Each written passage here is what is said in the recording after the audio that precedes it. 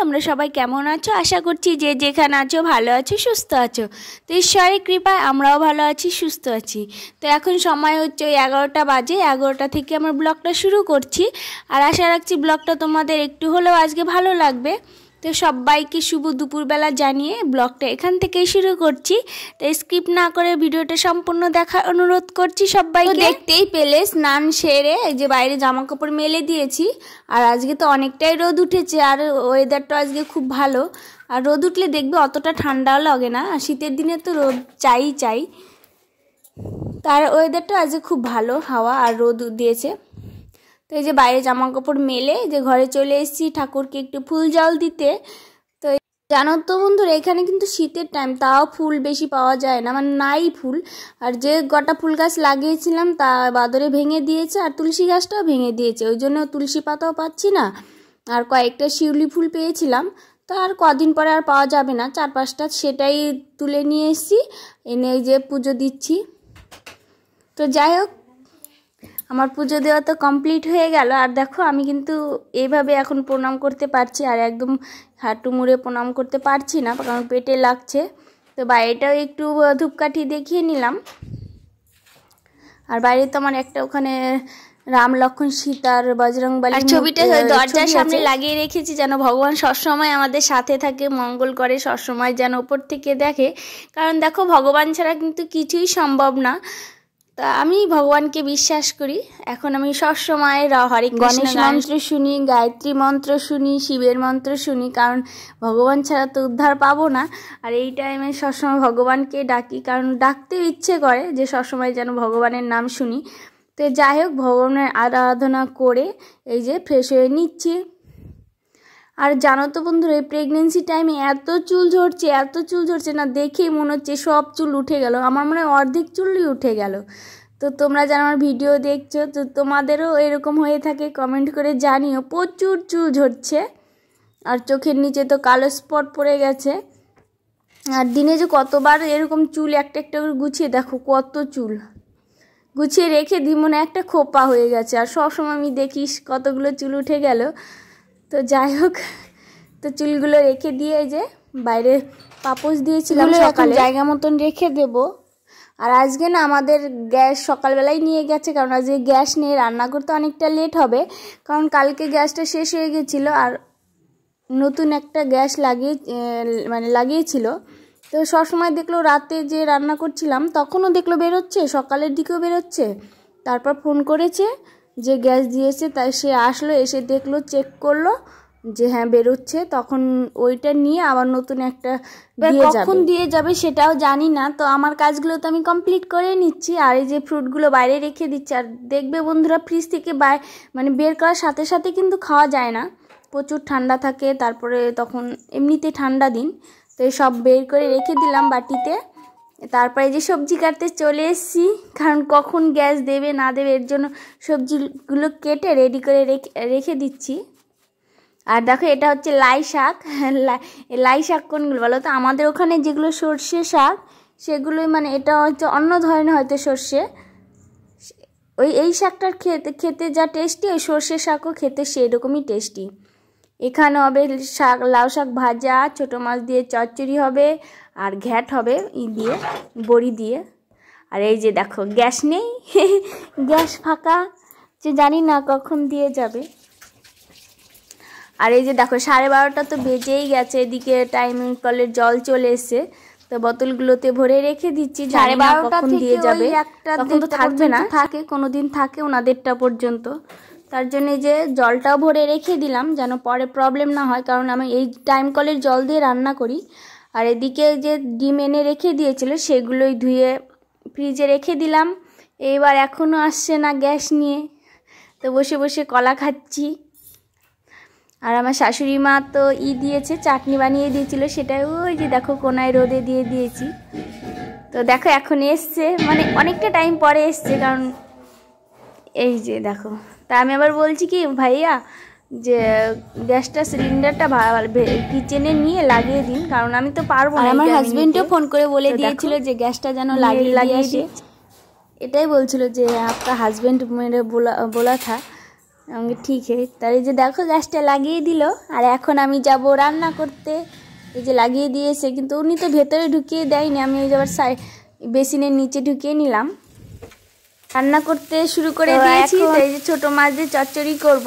তো প্রথমেই পেঁয়াজ কুচি দিয়ে কালো জিরে ফোড়ন দিয়ে কুচি করা সবজি আলু দিয়েছি, তারপরে সিম দিয়েছি, মূলো দিয়েছি, আর বাঁধাকপি মানে ফুলকপি কুচি করে দিয়েছি। সেটা এই যে নেড়ে চেড়ে নিচ্ছি। তো আজকে যেটুকু পেরেছি ভিডিও করব, কারণ অনেকটাই লেট হয়ে গেছে, নাহলে হাজব্যান্ড চলে আসবে। তো এই যে ভাজা ভাজা হয়ে গেছে, এখন পরিমাণ মতন জল দিয়ে দেব। তো আমার কাছে ভালো লাগে ছোটো মাছ দিয়ে এরকম মানে পেঁয়াজ দিয়ে চচ্চড়িটা তাই ভালো লাগে খেতে। আর আমি বেশিরভাগ ছোটো মাছ দিয়ে এরকমই রান্না করি। তো সবার তো এক না, হয়তো তোমাদের অন্য রকমই ভালো লাগতে পারে। তো যাই হোক, এই যে পরিমাণ মতন জল দিয়ে নিলাম। তারপরে একটু জিরে মশলা আর ধনিয়া গুঁড়ো দিয়ে ছোটো মাছ দিয়ে নামিয়ে নিয়েছি। কিন্তু আমি বুঝতে পারিনি যে আমি ভিডিওটা অন করিনি। তো এইদিকে আবার ডালের বড়ি সেগুলো ভেজে নিচ্ছি ঘ্যাট রান্না করার জন্য। এগুলো আমার শাশুড়ি মায়ের হাতে বানানো, পাঠিয়ে দিয়েছে এক কৌটো। তো এই যে খাচ্ছি। তো আরও রয়েছে কতগুলো। তো তোমরা কারা কারা ডালের বড়ি দিয়ে সবজি খাও সেটাও কমেন্ট করে জানিও। আর সবজি না, যদি বড়ি টড়ি দিয়ে রান্না করা যায় না, তাহলে কিন্তু টেস্টি লাগে। তো অত ভালো রান্নাও করতে পারি না, তো যেটুকু পারি সেটুকুই তোমাদের সাথে শেয়ার করি। জানি না কেমন হয় বা তোমাদের কেমন লাগে সেটাও জানি না। এবার আমাদের খেতে হবে, তাই রান্না করতেই হবে। তো আস্তে আস্তে শিখে নিচ্ছি, খারাপ হতে হতে একদিন ভালো হবেই। তো যাই হোক, এই যে পাঁচফোড়ন দিয়ে দিলাম তেলের ভেতরে। এখন সবজিগুলো দিয়ে ভেজে নেব। আর লাস্টের দিকে না আমি আর ভিডিও করতে পারিনি, মানে হাজব্যান্ডে চলে এসছে, ওই কারণে মানে এটা ভেজে নেব। তারপরে পরিমাণ মতো এটাতে জল দিয়ে নেব। তারপরে জলটা যখন একটু ফুটে যাবে তখন বড়িগুলো দিয়ে নেব। দিয়ে একটু দেবো জিরে গুঁড়ো ধনিয়া গুঁড়ো দিয়ে নামিয়ে নেব। আর এই সাধারণত ঘ্যাটে তো তুমি প্রথমে আমি যখন ফোড়ন দিয়েছি, তারপরে কিন্তু আদা বাটা দিয়ে নিয়েছি। তো এই যে অফ ক্যামেরায় সব রান্না কমপ্লিট করে নিয়েছি, খাওয়া দাওয়া কমপ্লিট হয়ে গেছে। তো হাজব্যান্ড তো শুয়ে আছে, আর আমি তো মোবাইলটা বাইরে থেকে ভিডিওটা করে নিচ্ছি জামা কাপড় নেওয়ার।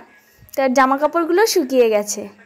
আর আজকে দেখো কতটা রোদ, বিকেল পর্যন্ত কতটা রোদ রয়েছে।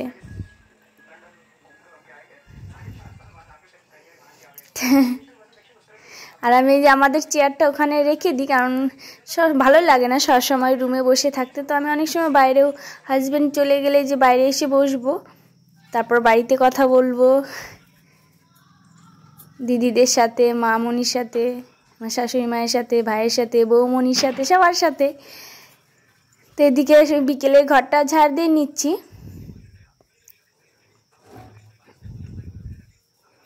আর এখন না অতটা কাজগুলো না স্পিড করতে পারি না, মানে একটু আস্তে আস্তে করি। আর এখানে তোমাদের মনে হচ্ছে আমি স্পিডে করছি, কিন্তু না, এটা আমি স্পিড বাড়িয়ে দিয়েছি, ওই জন্য অত তাড়াতাড়ি মনে হচ্ছে। কিন্তু আমি অনেক আস্তে আস্তে এখন কাজগুলো কমপ্লিট করি।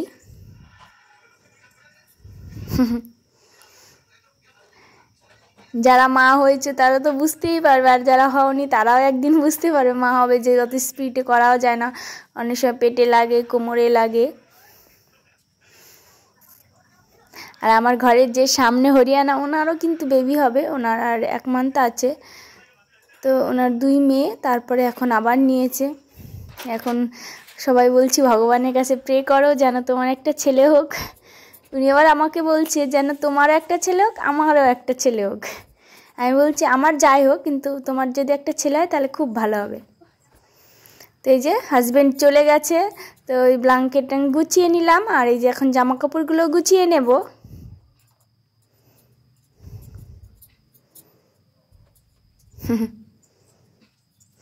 তো আজকে আমার বিকেলের কাজটা তোমাদের কাছে শেয়ার করলাম, কেমন হয়েছে জানি না। তো যদি তোমাদের একটু ভালো লেগে থাকে তাহলে কমেন্ট করে যেও। আর যদি তোমরা নতুন বন্ধু হও আমার, তাহলে আমার পাশে থেকে যেও। একটা ছোট্ট করে লাইক করে যেও। আর দেখো দেখাচ্ছিলাম, এই দেখো কতগুলো বাঁদর থাকে এখানে, দেখো কতগুলো, অনেক অনেক, এর থেকেও বেশি আছে। মানে আমি দেখছিলাম, তাই ভাবলাম একটু ভিডিও করে নিই, তাই তোমাদের দেখাতে পারবো কতগুলো থাকে। কোনো কিছুই হতে দেয় না। এখানে আমি কতগুলো সবজি গাছ লাগিয়েছি, সেটাও তো হতে দেয়নি, হয়নি। আমার কুলেখাড়া গাছ আছে, সেটাও খেয়ে ফেলেছে, ওদেরও রক্তের অভাব পড়েছে। তো তারপর একটু রেস্ট নিয়ে এই যে সন্ধ্যা লেগে গেছে, এখন ভাবছিলাম যে একটু বাইরে ঘুরতে যাব। তো একাই যাব, আর আমার সাথে যে যেত ওনার তো ছেলে হয়েছে, তো উনি এখন রুমে এখনও বেরায়নি, মানে বেরায় না, ছোট্ট বাচ্চা। তো একটা তো কথা আছে, যদি তোর ডাক শুনে কেউ না আসে তবে একলা চলো রে। তো আমি আজকে একলাই দেখি বেরোচ্ছি, কোনোদিন একা যাইনি, তো জানি না, সব অনেকেই দেখি একা একা হাঁটছে, তো ভাবলাম আমিও গিয়ে একটু হাঁটি। তো জানি না কেমন লাগবে না লাগবে, কিন্তু পরে না আমার না একটু ভালো লাগেনি একা একা, তার জন্য আর বেরাই না, একা একা বেরাই না। এখানে যদি আমাকে কেউ একটু ক্যামেরা করে দিত, তাহলে রাস্তার মাঝেও ছবি মানে একটু ভিডিও করতে পারতাম, কিন্তু কেউ তো নেই এখানে। আর এই দেখো জুতাটা পরা হয়ে গেল, আর এখন না ওই টি শার্ট পরা, প্যান্ট পরা না পেটে লাগে, ওই জন্য আর পরা যায় না। তো এই যে চলে গেছি একা একা পার্কে, তারপর হাঁটছি, অনেকে একা হাঁটছে, কিন্তু ওদের তো মানে অভ্যাস হয়ে গেছে, আর আমার তো একা ভালো লাগে না। তো এই যে আমাদের এটা পার্ক, এর ভেতরে কিন্তু অনেক কিছু আছে, সবাই হাঁটছে, আর অনেক কিছু আছে, দেখার জিনিসও আছে, কিন্তু ওই দিকে তো ক্যামেরা করতে দেবে না, কারণ ওখানে সিসি ক্যামেরা আছে, ওদের টেকনিক্যাল জায়গা দেখতে পেলে মোবাইল নিয়ে নেবে, কবে দেবে না দেবে সেটাও জানি না। আর এই যে দেখো সবাই হাঁটছে। তো সবাইকে গুড ইভিনিং, সবাই ভালো থাকবে, সুস্থ থাকবে, দেখা হচ্ছে নেক্সট ব্লগে। আর আমার একটা সুইট সিস্টার আছে।